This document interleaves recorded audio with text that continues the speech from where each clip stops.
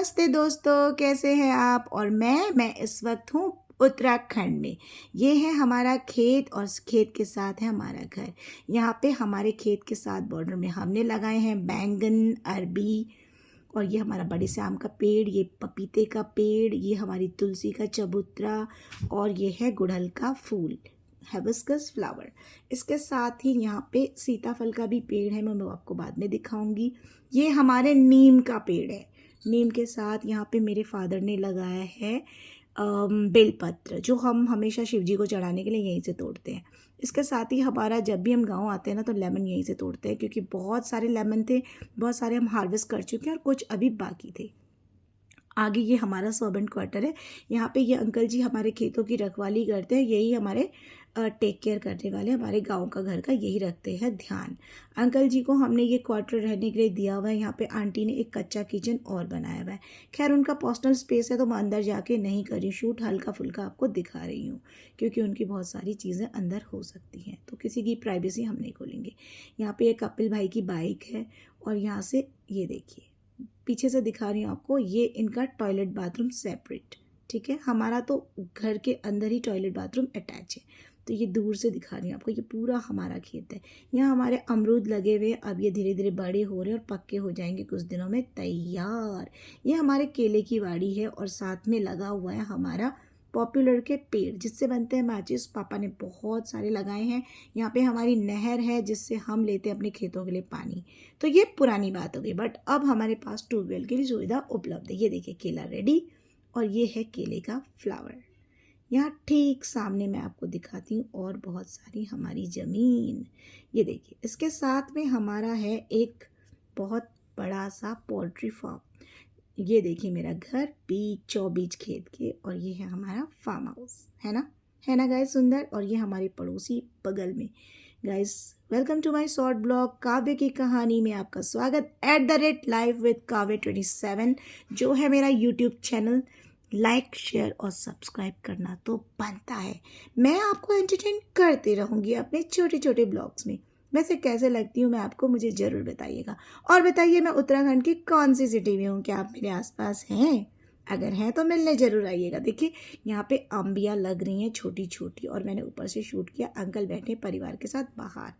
वहाँ पे एक छोटी सी बच्ची है भूमि, जिसे मैंने किया हाय, लेकिन वो हो गई नाराज़। यहाँ पे हम कुछ टाइम बाद बोएंगे सब्जियां, और वो दूर रहा हमारे पड़ोसियों का फार्म और वो उनकी लैंड। देखिए यहाँ पे ऐसे बड़ी बड़ी ज़मीनें, और ज़मीनों के बीच में होता है घर। तो युवान यहाँ पे मस्ती कर रहा था और छत में खेल रहा था, बट छत में अभी नहीं हुई है बाउंड्री, तो मैं युवान को डांट रही थी कि आप नीचे जाइए, गिर जाओगे। ये देखिए यहाँ पे हमारा ये फार्म, और यहाँ पे हमारा ट्यूबवेल हाउस है छोटा सा, लेकिन वो दूर दिख रहा है आपको। वहाँ पे पापा ने एक और ट्यूबवेल हाउस बनाया, जहाँ से हमारे खेतों के लिए मिलता है पानी। पहले हम यहाँ से पानी लेते थे, और अब ये शिफ्ट होके वो दूर आपको दिखाई दे रहा है, ये मैंने जूम कर दिया। यहाँ पर है हमारा ट्यूबवेल हाउस, और यहाँ से होता है हमारे खेतों के लिए पानी का संचारण। अब हम यहाँ से नीचे आते हैं। गाइस गांव की लाइफ ना बहुत अच्छी लगती, बहुत मज़े आते हैं, लेकिन हम रहते हैं मुंबई में, तो गांव में कभी कभी आना होता है। ये देखिए पीछे से दूर से दिखा रही हूँ आपको अपना घर, फार्म हाउस, सर्वेंट क्वार्टर और बहुत सारी चीज़ें। तो अब यहाँ पे तो सब चीज़ें हमारे अंकल आंटी ही हैंडल करते हैं। तो मैं पापा से थी नाराज़ कि आप पोल्ट्री का बिज़नेस कर दीजिए बंद, क्योंकि किसी को मार कर खाना मुझे अच्छा नहीं लगता। तो उन्होंने कहा ठीक है बेटा, मैं विचार करूँगा। तो मैं पापा से कह रही थी इससे अच्छा आप गाय ही रख लेते, गाय का बिजनेस कर ब्लॉग पसंद आ गया तो लाइक करना और सब्सक्राइब करना, और वो करना क्या, हाँ शेयर करना, और वो क्या कहते हैं, हाँ एक कमेंट भी तो पता है, वो भी तो करना है, वरना बात कैसे बनेगी रे बाबा पीरू। यहाँ पे मैं हिबिस्कस तोड़ रही थी, और साथ में तोड़ रही थी मैं कस्टर्ड एप्पल। युवान मेरी शूट ले रहा था, और हमने बहुत सारे कस्टर्ड एप्पल खाए, क्योंकि गाँव के ना ये बिना प्रिजर्वेटिव वाले हैं और बहुत ही टेस्ट है।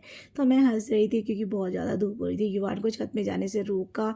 युवान ने मुझे कहा I will show you some of my drawing, जो मैंने रास्ते में ट्रैवलिंग में बनाए थे। मैं कहा शो।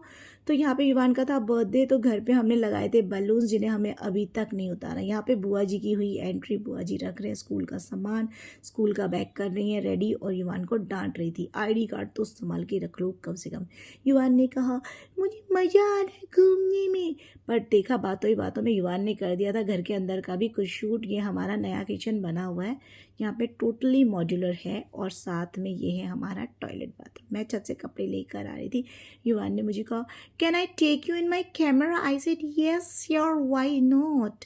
तो देखिए गाइस, यहाँ पे इंडियन वेस्टर्न दोनों ही टॉयलेट है, क्योंकि बहुत सारे बूढ़े बुजुर्ग भी हमारी फैमिली में हैं जो हमारे साथ रहते हैं, किसी को इंडियन पसंद हो, वेस्टर्न पसंद हो, उस हिसाब से। यहाँ पे शिवम दुबे ने युवान को बर्थडे पर दिया था ये बैट, जिसमें उसने वरदांस की जगह विवान लिखा हुआ था, तो वो कह रहा था कि इसे वरदांस कराइए, तो हमने कहा इट्स ओके।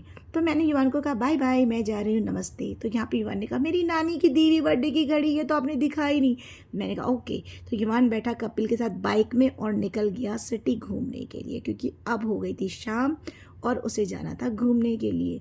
तो यहाँ पे युवान ने मुझे बताया मेरा पहला तीत टूट गया था, मैं आपको उसकी कहानी बताना चाहता था। मैंने दिखाई अपना दांत, उसने दिखाया ई कैसा लग रहा हो। और युवान का ये तीत हमने करा प्रिजर्व, क्योंकि ये आगे फ्यूचर में काम आएगा। सो गाइज, यही थी काव्य की कहानी @लाइफ विद काव्या 27 पर। बने रहिए मेरे साथ मेरे शॉर्ट ब्लॉग में, तब तक के लिए राधे राधे।